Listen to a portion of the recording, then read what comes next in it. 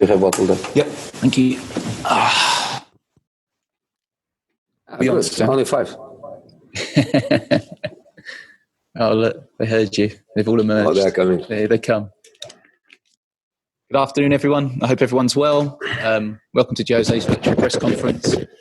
Normal housekeeping rules as always. We ask no live streaming during the broadcast part of the press conference or social media posting. The daily briefing is embargoed till 10:30 this evening. So we'll start with the first question. If I can see Dharmesh, there he is. Dharmesh, can you raise your hand so you can come to the top of my list? Be really useful. Hang on, I'm going to unmute you now. If anyone does want a question, please raise your hand and we'll get to you as long as time. Dharmesh. Hi, Jose. Good afternoon. Can we start off with team, first of all, for the game? Sorry? Team news. Team news? Yeah, any injury? From the last game, no injuries from the game.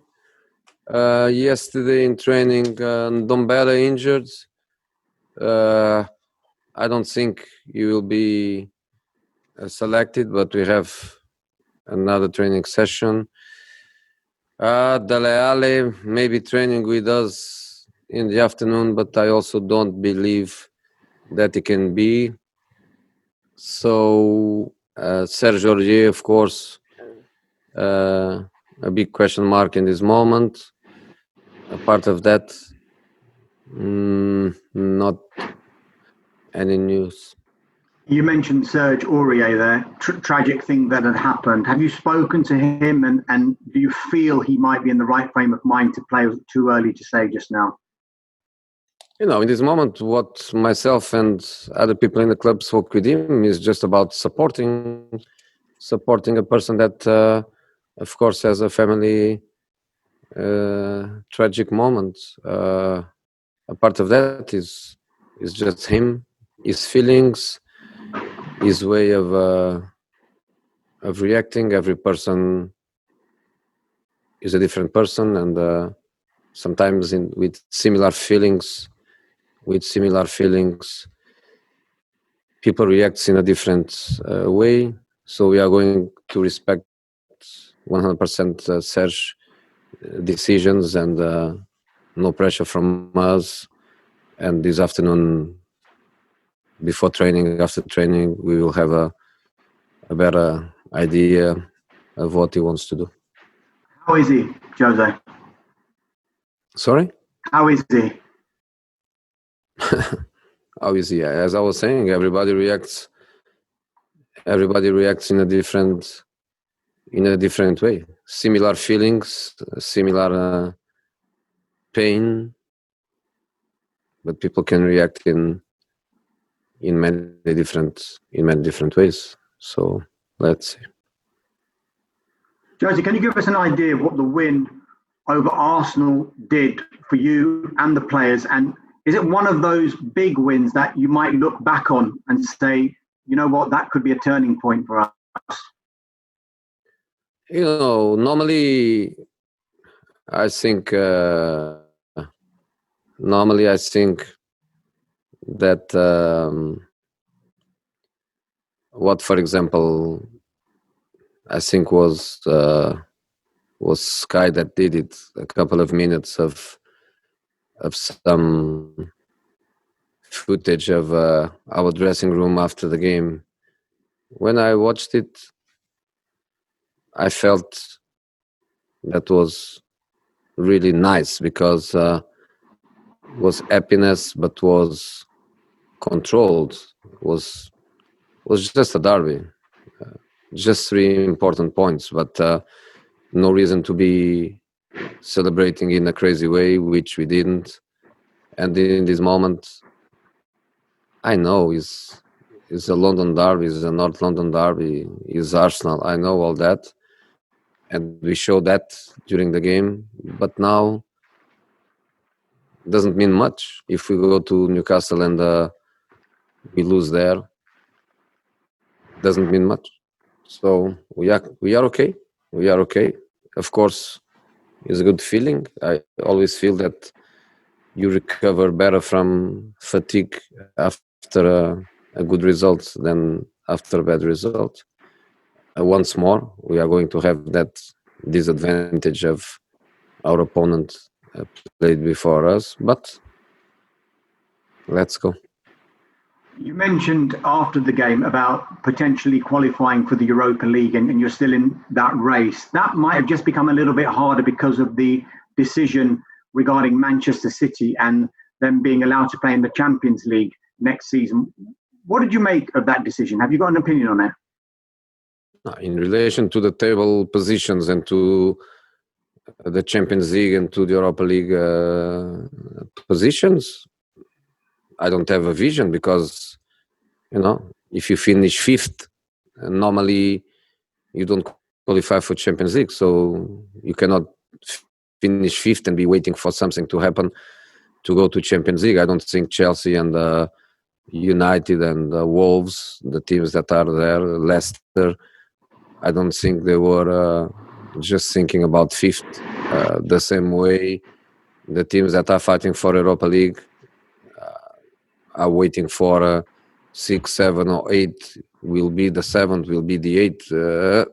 I don't think at that level is nothing to comment. It's just the table and no problem. In relation to the decision, I think in any case is a disgraceful decision because if Man City is not guilty of it, I think to be punished with some million is a disgrace as a decision. If you are not guilty, you are not punished. By the other way, if they are guilty, you should be banned. So it's also a disgraceful decision. So in any case, the decision is a disaster. Can you elaborate on that? That's quite a strong comment you've given there, saying it's a disgraceful decision. Why do you think it's happened? Because if you are not guilty, you don't pay. I'm not saying Man City is guilty. I'm saying if you are not guilty, you don't pay. You are not punished, even with a pound. I know that money for them is quite easy, but it's just a principle. Why you pay 8 or 9 million or whatever if you are not guilty? So if they are not guilty, the decision is a disgrace.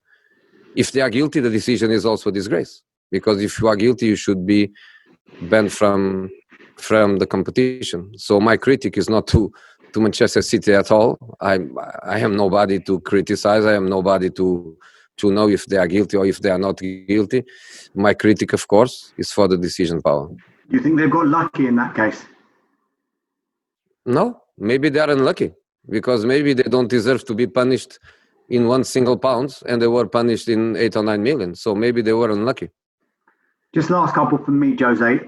You talked about Ndombele perhaps not being fit for this game. He hasn't really featured for you since the restart. What do you think he needs to do? And can you reassure him and the fans that he is indeed part of your plans in the future? Every player is part of my plans. Everyone. I don't give up on players. No player has a privilege.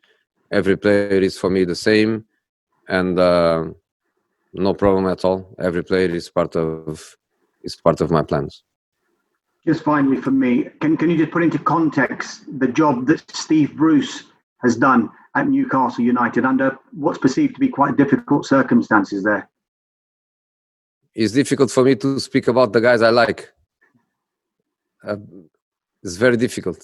And he's a guy that I like very, very much since my arrival in England many years ago. Played against him so many times with different clubs, Steve in different clubs. Met him a few times outside these match days. Spoke with him on the phone so many times because when he was at Villa, he had some of my players on loan. Spoke with him when I was United manager, and he was, of course, an important former United captain. Like him very, very much. I'm so happy that things went in the right direction for him this season, with a very stable season, a season where he can show that he has all the qualities to take the club in the right direction. Hopefully the takeover helps them to become even a bit a bigger and a better club. I think everybody knows that through my emotional connection with Sir Bobby Robson, that Newcastle was always part of my life, and directly, because I worked for so many years with Sir Bobby, and Newcastle was really a passion for him, and I learned with him how to share and how to respect the people there, the mentality, what society is historically in Newcastle and around the Newcastle area. So a part of my awful record at St. James's Park is a club that I have lots of respect. I learned that from somebody, and I'm happy that Steve is doing so well, and hopefully next season you will be stronger and stronger. And because I believe that next season no financial fair play, maybe a new owner will go there and spends lots of money and gives him even better conditions, because I truly believe that financial fair play is gone. So new owners, probably they will have this feeling of the circus, open the door, so let's go and enjoy it. You genuinely believe financial fair play is finished now after this week? Yeah. Thank you so much. Thank you, Dharmesh. George from BBC 5 Live. George, are you there? There you are. Yeah, hello, Jose. Jose, do you think Man City they've got away with it then, haven't they? And this is going to open the floodgates in the future to clubs just to go out and spend fortunes on players? Maybe they are a victim. Maybe they did nothing wrong, and they are a victim of paying so many millions for nothing. Maybe they are the victims. And just the last one from me. Just why have you struggled as a manager at St James's Park? Why has it been your bogey ground, so to speak? I have no idea. I won there in a cup match. I think it was extra time, Frank Lampard goal, if I remember that. I think we won that cup. A part of that, a few draws, some defeats with two different clubs, in this case, Chelsea and United. I don't know. I love to go there. This time, without the fans, I will not love so much, but I love to go there and to feel such an amazing atmosphere that they always have. I think it's quite normal when a big team goes there. Newcastle fans to be supporting the team in a special way. I really don't know. It happens. There are some other opponents where the record is incredible, like for example against Arsenal,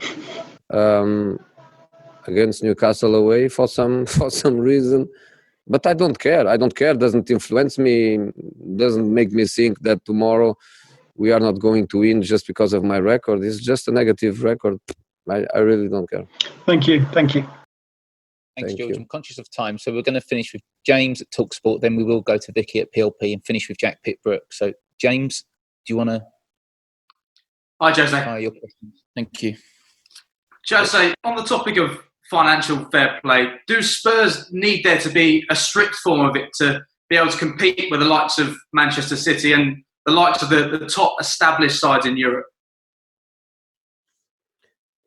Spurs is Spurs, and I don't think Spurs change his mentality that in many aspects is more than correct. I'm happy with the way we think here, and for me that's just it. I think it's going to be the end of the financial fair play because there is no point. And I repeat, that's the only thing that I repeat because it's clear in my mind. if City is not guilty, the decision is a disgrace. If City is guilty, the decision is also a disgrace. Does there need to be financial fair play? In this way, no. In what way would you like to see it? In the proper way.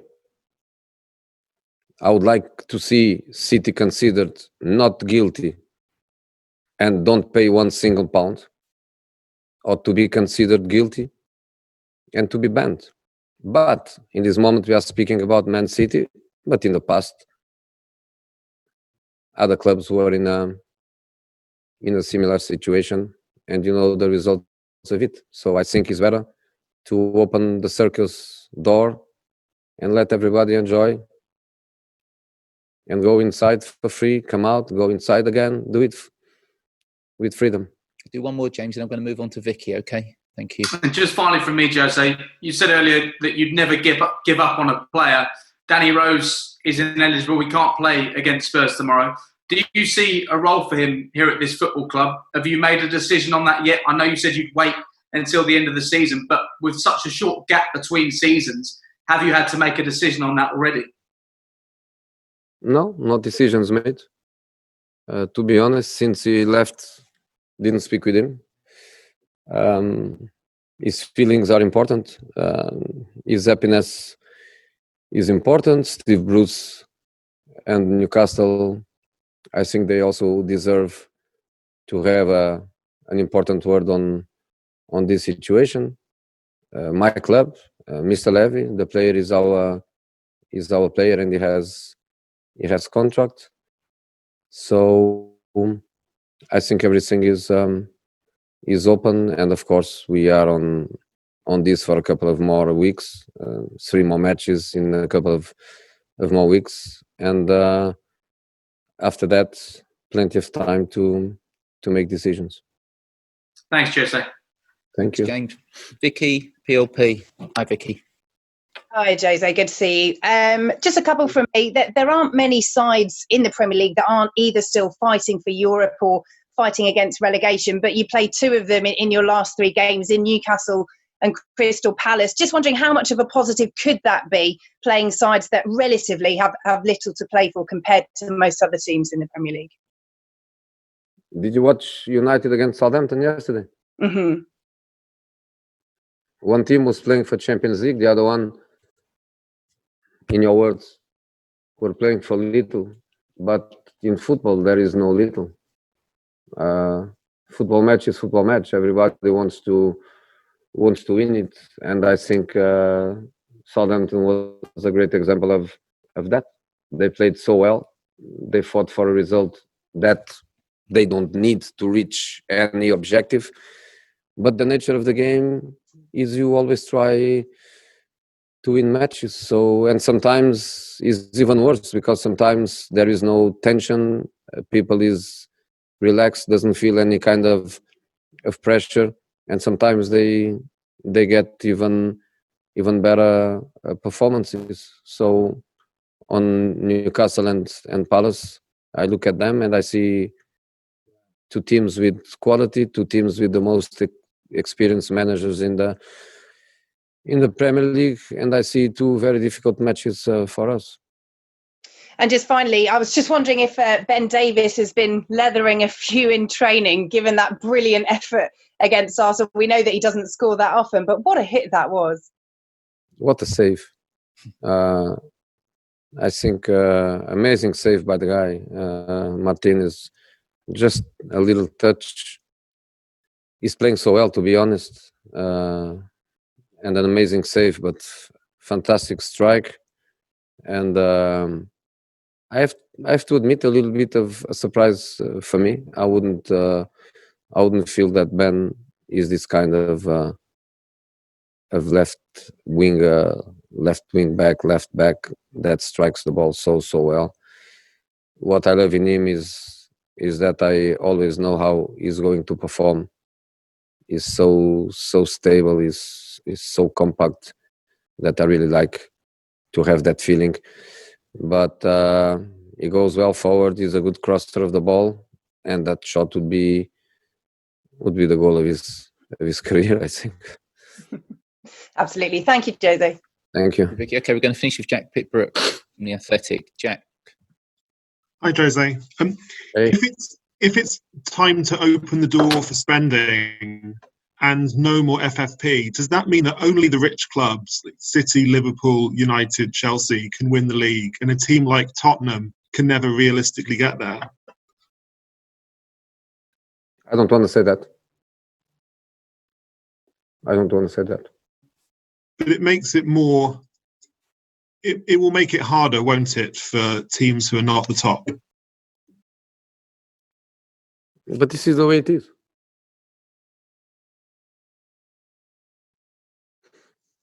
Any more questions, Jack? Well, one more on that. Last one. Yeah, Sure. thank you. Last question. Yeah, but do you think that the geography, like the Premier League, will change now if everyone gives up on FFP and the rich get richer and everyone else stays the same? And the rich spend more. Why the same? Well, because if City and Chelsea aren't constrained, if City, Chelsea, and the rich clubs are not constrained by FFP, then they can spend whatever. Which clubs? Why? If you say this, it's the circus door is open, and City don't have to meet FFP and can spend what they want, then presumably they will be even stronger, both in absolute and relative terms, compared to all the teams who don't have so much money. That's just and if a billionaire wants to buy a small club and be free to buy the best players in the world. Oh yeah, that's the only alternative. Yeah. Thank you, Jose. Thank you. All right, guys, that concludes the broadcast part of the press conference. We'll move on to the written section now, which is embargoed till 10:30 tonight. So anyone who doesn't